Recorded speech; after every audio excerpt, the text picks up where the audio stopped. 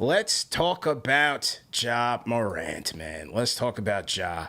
Yesterday, Adam Silver met with the media during his State of the Union before Game 1 and had some interesting things to say about Ja Morant, man. This is from Tim McMahon of ESPN.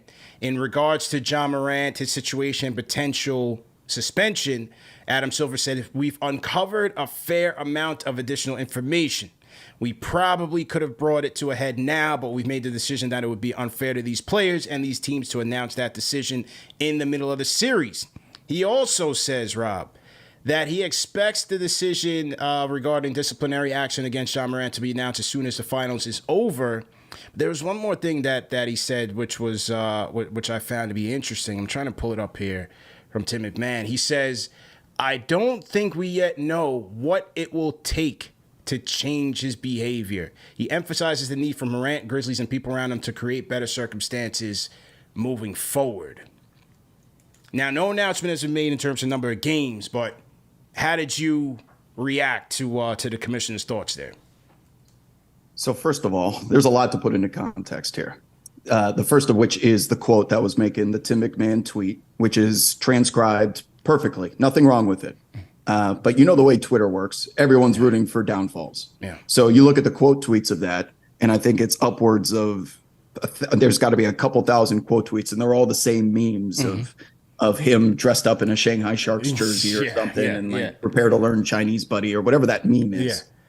So I was walking to get dinner last night, and I was watching the press conference on the phone, and when I heard that, I was like, oh, kind of, all right, that's something. But I think the tone of Silver's words was important too, because if he looked at the camera and did the whole Donald Sterling for life, like that moment was like, oh God, like, he was completely done. I didn't get that same sentiment from Adam Silver, and he is usually very good about remaining level-headed regarding anything positive or negative.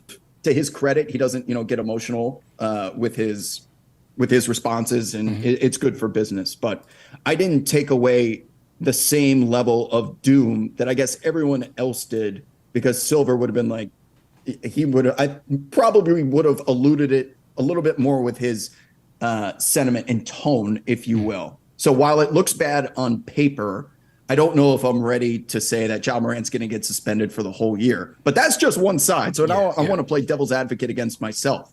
That was just one side of the door is still open, I think, for this to be a somewhat reasonable suspension. That's inevitable.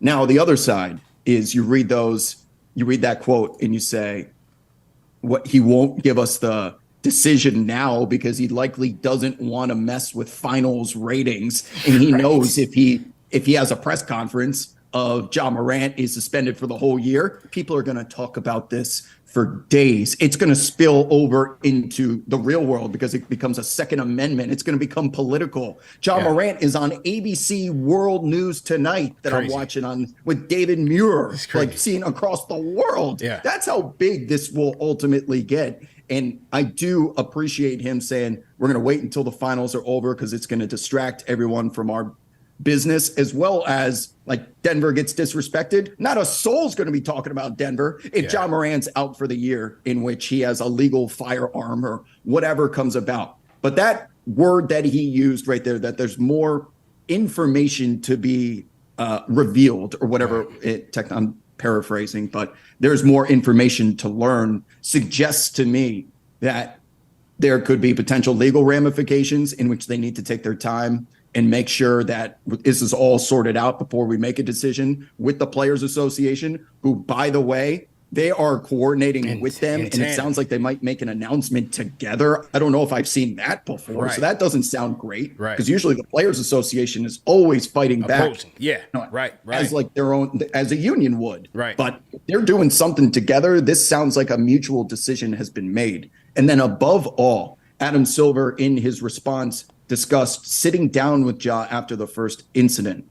And he told him that the words are fine. Like the words that you're saying, tremendous, but it's going to be the actions that resolve this issue. And I can't speak for Adam, but it came off to me as we sat man to man. We laid out what you need to do. You agreed to it. and you ultimately did the complete opposite in real life. And therefore, I'm kind of hurt personally because I thought we came to just a human understanding. That's my interpretation. I don't know if it's fact, but it was the way that it was delivered to me. Now, you combine all of those things that I finally put into context for people listening, you're going to ultimately get a decision here on how to move forward. So we may learn that that gun was unregistered, or maybe that it was, and he was in a legal carry state. Therefore, we're doing this. But above all, Adam Silver, very similar to the way David Stern was famous or infamous for doing, may use Ja to make a point. And I don't know if I can blame him. Yeah, right on that, man. And this is what Brian Windhorst on Get Up had to say about the situation, courtesy of ESPN. Here's what Windhorst had to say. When you heard what Adam Silver said yesterday, what was your reaction? I've never heard anything like it. It was very unusual for him to basically say, I know what I'm going to do, but I'm not going to announce it now. And the second part is that he brought up that he's working alongside the Players Association in this. He's obviously bringing them along side by side. Trust me, typically the Players Association isn't there, as the discipline is being decided on and doled out. So this is a situation that is wide-ranging. And quite frankly, the indication here is that this is going to be a significant suspension. This is not the tone and the tenor and the fact that the Players Association is involved does not indicate this is going to be something similar to what we've seen before. And I also think that Adam Silver is expecting for there to be a lot of reaction to what he does. He doesn't want it to be a storyline during the finals. So take all of that under advisement as you consider what's headed for Ja Morant. All right, that was Brian Windhorst. I agree with both of you, man. I think the fact that they have, it seems like the support of the Players Union and that these two are kind of in lockstep on this, that doesn't sound too good. That sounds like real quick, over under 50 games. I'm going 50. That was where I was going, 50. Yeah, I think it's over about that. At second offense. The difference with the Gilbert suspension, which ended up being a negotiation between Gilbert and Stern. Stern said, "I'm going to suspend you 50 games. You're going to say yes." And Gilbert talked about this on his show. Mm-hmm. You're going to say yes, and I'm not going to come for your contract, and you're going to agree to that. And Gilbert was like, "Okay," because that contract was worth a lot of money. Right. But that was on a team plane. That was in a locker room. That was in an NBA facility. Ja Morant is kind of in just life. Maybe even legally carrying a firearm, depending on where he was when that video was filmed. But 50 games would correlate and parallel the Gilbert Arenas suspension. It's not an entire season. He can still come back and the Grizz be there for the playoffs. So right around that range, I'm going to agree with you there. I'm saying 50, man.